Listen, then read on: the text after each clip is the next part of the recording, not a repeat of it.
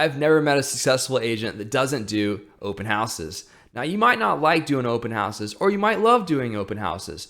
But bottom line is you're going to have a seller that requests you to do an open house. So you might as well get good at it. If you're going to spend your time, especially on the weekend, going to a property, you might as well have a ton of people come in the door. So how do we do that? We host what I refer to as a mega open house. I'm not talking about doing these little piddly dink open houses where 1 or 2 people come in the door. That's a waste of my time, in my opinion. You want to make sure that you have an amazing open house, and that's going to translate into more leads. Because when people come into a mega open house and see all these people and see the energy, they're going to assume that you're an excellent agent, and they're going to want to hire you versus that other open house they went to where there was nobody there. They had like 2 signs and it just wasn't impressive. So how do we accomplish this? It's actually a lot simpler than you think. Take every little aspect of the open house and just improve it, starting from picking the open house. Now, if it's your listing, you can't pick it. So I suggest you host an open house on your personal listings pretty early in the listing phase. So right when you get the listing, host one on opening weekend. It's at least a hot, fresh listing. And on that note, set yourself up in the MLS to get notified when every single one of your agents in your brokerage lists a property. When you get that notification, you can reach out to them directly and request an open house on opening weekend. You'll probably be the first agent asking, and so they'll probably say yes. Don't wait for them to reach out and ask the whole office, who wants to host an open house for me this weekend? Because then you're competing with all these other agents trying to gather their attention. Just go ahead and be proactive and reach out first. So step 1 is great. You got a nice hot listing. Step 2 is marketing and advertising that open house. If you're not the listing agent, you want to ensure that the listing agent puts it in the MLS that it's going to be open. If they don't do that, you're not going to get the exposure on the major search portals like Zillow and Realtor.com. So before you actually go to the open house, check the MLS and make sure the listing agent has inputted it as an open house on the weekend. And if they haven't, just kindly reach out to them and ask them to do that. The next step is to make sure you have enough sign exposure. I can't tell you how many times I go looking at other agents' open houses and they have like 1 or 2 signs on the main intersection and they're just generic open house signs. Drive around this weekend and check out what the other agents are doing. You'll see a lot of this crap where it's just 1 or 2 signs, and then every once in a while you'll see an agent that's just going overboard. They've got like 6 or 10 signs even at a major intersection with balloons and flags and all sorts of other stuff going on. Their signs aren't generic. They've got their photo on it. It's branded. It looks professional. Follow those open house signs to see what the house looks like. Maybe they'll have like big banners with other balloons and flags and stuff. Whereas if you follow the generic one, watch, it'll just be one little crappy sign. Keep in mind what the consumer is thinking. They're driving around on the weekend going to random open houses. They're interviewing agents.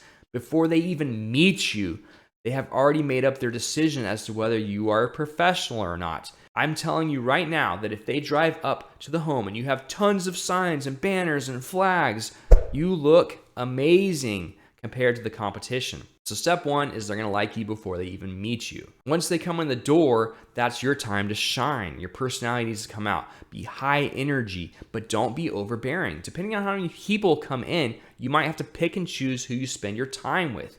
Don't spend your time with someone who doesn't want to talk to you. Find the people that are swimming to the boat, not the ones that are swimming away from the boat, and give them your time and energy. When it comes to a sign-in sheet, it's imperative that you get everyone's information. There's a couple main options out there. You have the iPad and you have the pen and paper.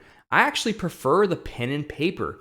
Now, if you really want to use an iPad, use a really cool app. Like KV Core has a built-in app, which I really like, and I wish I preferred the iPad over pen and paper for this reason alone. Because if someone signs in on the iPad, it will directly go to my KV Core CRM, again, leverage, remember? And then my CRM will immediately text message them a thank you for signing in and coming to the open house, and will actually set them up on a drip campaign to start getting listings that are like the open house. That is freaking cool, right? So they literally sign in, they get a thank you text, they get an email with some other similar properties. Again, you're shining compared to the competition. Now, pen and paper is great for one major benefit, and that's getting accurate information. When someone signs in on an iPad, I don't fully understand why. Maybe this is just my personal experience, so I'd love to hear your experience as well. But we don't get accurate information.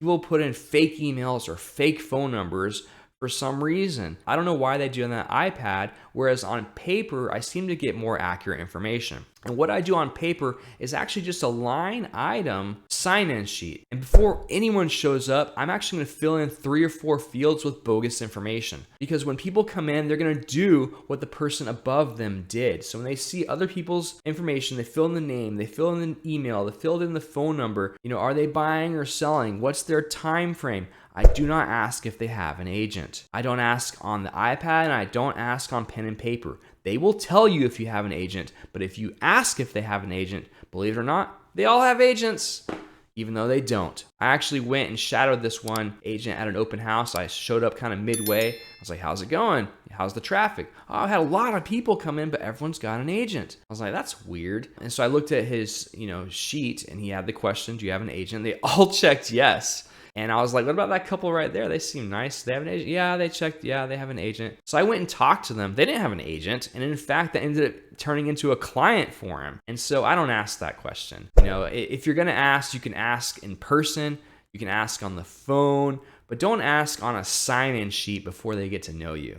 Now, if you're using the pen and paper method like I prefer, if someone does skip a section, let's say they fill out their name, they fill out their email, but they skip their phone number, make sure you go in behind them and put a phone number in there. It doesn't have to be their phone number. Put a little dot so you can remember that's not a real phone number. And the reason for that is because the next person will do the exact same thing more than likely. So if someone skips a phone number, the next person is going to skip their phone number too. I've seen it happen time and time again, where I didn't go in and check right after someone, and then boom, the next 3 people skipped their phone number. And then I filled in the phone numbers, and the next 3 people put their phone number in. So get their information so you can follow up with them. If you happen to make a good connection at the open house, try to schedule an appointment immediately, like the same day. Think about it. They're out shopping right now. Why don't you tell them, hey, I'll be done with this open house in an hour. There's some properties right around the corner that are pretty similar.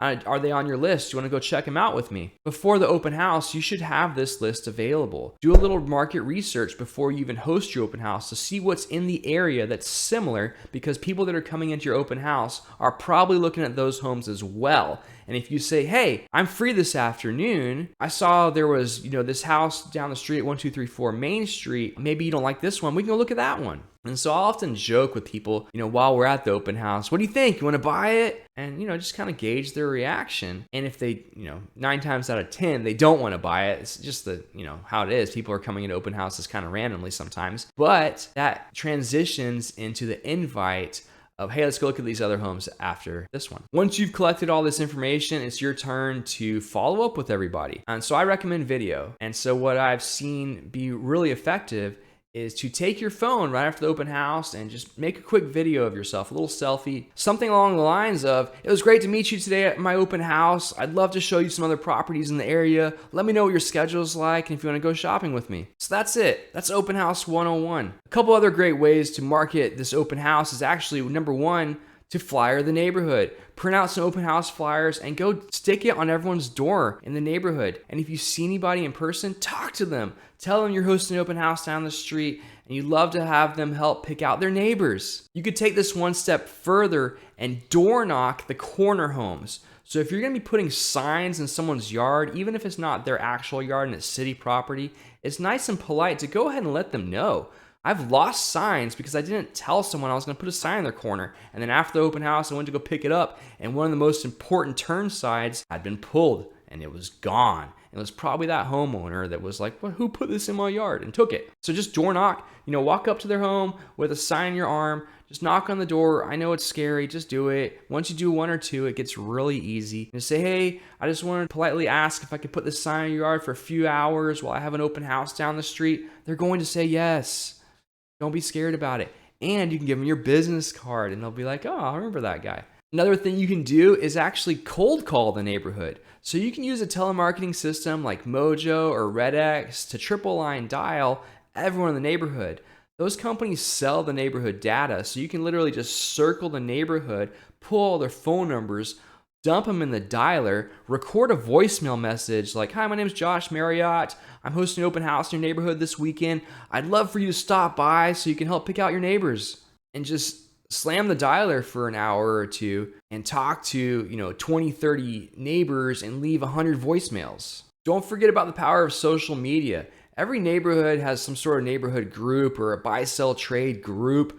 So just go on Facebook, find those buy-sell trade groups, find those neighborhood groups, join them, and then post about the open house in those groups. You can even put a link to your website, like, "Hey, I'm hosting an open house in the neighborhood Saturday, 1 to 3. Check out the property if you'd like to help pick out your neighbor." So those are just some basic tips for hosting a mega open house. You can go above and beyond. I've seen people have ice cream trucks outside. You can team up with other people like lenders or other agents. I've had lenders come to an open house and provide things. Having more people provides more energy and makes the consumer experience better. What's your favorite open house trick? Let me know in the comments down below. YouTube thinks you're gonna like this video next. Let me know what you think of their algorithm.